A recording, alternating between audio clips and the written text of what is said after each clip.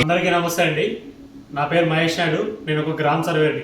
ఈరోజు ఈ video note ఎందుకంటే నేను రీసర్వే సంబంధించి మాట్లాడదలుచుకున్నానండి. రీసర్వే ప్రాజెక్ట్ అనేది ఒక ప్రభుత్వానికి సంబంధించినది కాదు. ఈ రీసర్వే కార్యక్రమం దశాబ్దాల నుంచి రైతులకు ఉన్న సమస్యలు తీర్చే విధంగా, అదేవిధంగా తరతరాలకు రాబోయే భవిష్యత్ తరాలు కూడా నాణ్యతమైన రికార్డు ఇచ్చే ఒక మహాయజ్ఞం లాంటిది.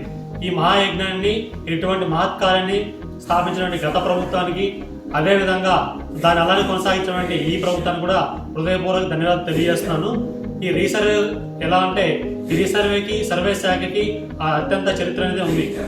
దాదాపు 19వ శతాబ్దంలో ఎస్టాబ్లిష్ అయినటువంటి ఒక సర్వే డిపార్ట్మెంట్ 1920 నుంచి 1970 వరకు, సో దాదాపుగా 50 నుంచి 70 సంవత్సరాల దాకా ఈ రీసర్వే సెటిల్మెంట్ చేయడం జరిగింది.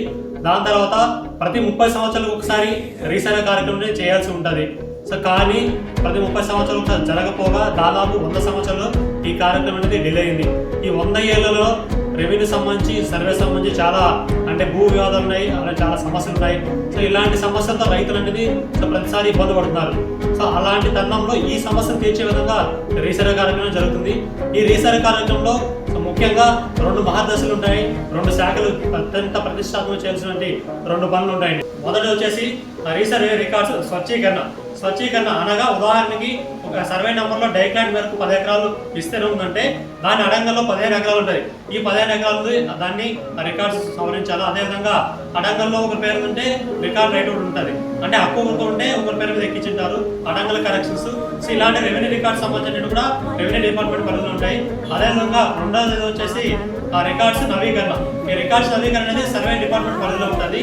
ఫర్ ఎగ్జాంపుల్, సర్వే నెంబర్లో ఒక 10 మంది రైతున్నారంటే, సో వారికి క్షేత్రస్థాయిలో వెళ్ళి రీసర్వే చేసి అధునాతన టెక్నాలజీ ఎక్విప్మెంట్స్ వాడి వాటన్నిటి కూడా రీసర్వే చేసి ఖచ్చితంగా కొలత తీసుకొని మీ భూమి అన్నిటి కూడా నూతన ఒక ఎల్పిఎం జనరేషన్తో ఒక ఎల్పిఎం మ్యాప్ ఇచ్చి, అదేవిధంగా వాటికి సంబంధించిన రికార్డ్స్ కూడా డిజిటలైజ్ చేయడము సర్వే శాఖకు సంబంధించింది. ఈ రీసర్వేలో ఇందాక చెప్పినటువంటి ఏదైతే రికార్డ్ స్వచ్ఛీకరణ, రికార్డ్ నవీకరణ, ఈ 2 కూడా చాలా ప్రాధాన్యమైనది. ఈ రికార్డ్ స్వచ్ఛీకరణ అనేది ఎంత ఆశించేంత మాత్రంలో ఎక్కడా కూడా రెవెన్యూ డిపార్ట్మెంట్ అనేది పూర్తి స్థాయిలో ఇన్వాల్వ్ అవ్వలేదు. ఈ విషయాన్ని ఓపెన్ చెప్తున్నాను. ఎందుకంటే మనం రీసర్వే స్టార్ట్ చేయకముందు ఎఫ్పిఓలు అని చెప్పేసి field purification of land records, so వీటన్నిటి కూడా ఖచ్చితంగా రెవెన్యూ రికార్డ్స్ అనేది ఫిల్టర్ అయితేనే దాని తర్వాత వచ్చేటువంటి ఏదైతే అప్డేట్స్ ఆఫ్ రికార్డ్ ఉంటాయి అవి కూడా పాజిటివ్ వస్తాయి. ఇవి రికార్డ్స్ అనేది అవ్వలేదు.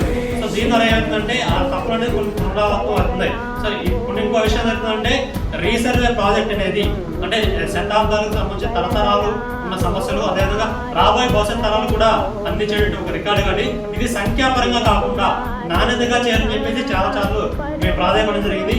సో ఇప్పుడు అంటే ఈ ప్రస్తుతం ఎంత ఉందంటే, దీని నాణ్యత కాకుండా టార్గెట్ ఓరియంట్గా అంటే క్వాంటిటీ ఓరియంట్గా చేస్తున్నారు, కానీ క్వాలిటీ అయితే ఎక్కడ చూడట్లేదు. నేను ఇప్పుడు అయితే ప్రభుత్వాలు అదేవిధంగా మాట్లాడుతున్నారు, రాజకీయ పరంగా ప్రభుత్వాలు కాదు. సో ఇప్పుడు ఈ ఒత్తిడి అనేది గతంలో కూడా అనిపించాం. గత ప్రభుత్వంలో అయితే తంతు, ఈ ప్రభుత్వంలో అయితే తంతు. సో జరుగుతున్నాయి, స్టార్టింగ్లో కొన్ని బాగా జరుగుతాయి, తర్వాత కోల్పోలేదంటే ఒక టార్గెట్ ఓరియంటెడ్ ఉంది. కాబట్టి నెంబర్ ఆఫ్ విలేజ్ మేము కంప్లీట్ చేస్తాము, సో మా ప్రభుత్వంలో మా అని చెప్పేసి ఒక టార్గెట్ ఓరియంటెడ్ ఉందని చెప్పి తప్పితే ఖచ్చితంగా ఈ రీసర్వే యొక్క మోటివ్ ఏంటి, రైతుల సమస్యలు లేకుండా తీర్చాలి, భవిష్యత్ తరంలో ఎటువంటి ఇబ్బంది లేకుండా ఒక పర్మనెంట్ బెంచ్ మార్క్ లాగా మనం ఒక చారిత్రాత్మక హిస్టరీ క్రియేట్ చేసి ఒక ఎరాలైతే తీసుకెళ్ళట్లేదు. సో గతంలో అలా జరిగింది, ఇప్పుడు అలా జరుగుతుంది. అంటే ఏ ప్రభుత్వానికి నేను అనుకూలంగానే, ఏ ప్రభుత్వానికి వ్యతిరేకంగా మాట్లాడలేదు. సో ఇలా క్యారీ ఫార్వర్డ్ అవుతుంది. దయచేసి ప్రభుత్వాలు కానీ, అధికారులు కానీ అందరికీ ప్రతి ఒక్కరికి మీ పేరు కోరేదంటే, ఆ రికార్డ్స్ అనేది క్వాలిటీ బేస్డ్గా చేయండి, క్వాలిటీ మనకు నాణ్యతగా చేయని చెప్పేసి అందరికీ వినమ్రంగా కోరుతున్నాను.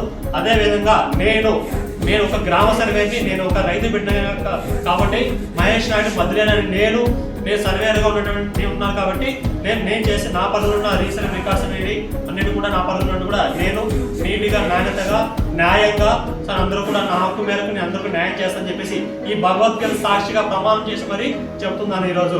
సో ఈ వీడియో బయట రావడం వల్ల సో దీన్ని అర్థం చేసుకొని దానికి సంబంధించిన ఆ వర్కింగ్ పారామీటర్ తగ్గించి నాణ్యత కోసం మీరు మంచి ఇనిషియేటివ్గా డిసిజన్ తీసుకొని చెప్పేసి కోరుతున్నాను. నేను గతంలో కూడా ఇలానే చేశాను, ఇప్పుడు ఇలానే చేస్తున్నాను, ఇకపై కూడా ఇలానే చేస్తాను.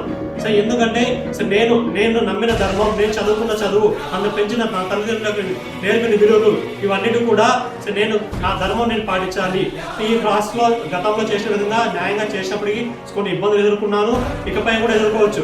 సో దీన్ని చూసి ఏ అధికారులు కావచ్చు, ఏ వ్యవస్థ కావచ్చు, అందరూ కూడా మీకు పవర్ ఉందని చెప్పేసి మమ్మల్ని ఇబ్బంది పెట్టదలిస్తే, మీరు ఇబ్బంది పెట్టాలనుకుంటే దయచేసి మీరు అర్థం చేసుకోండి.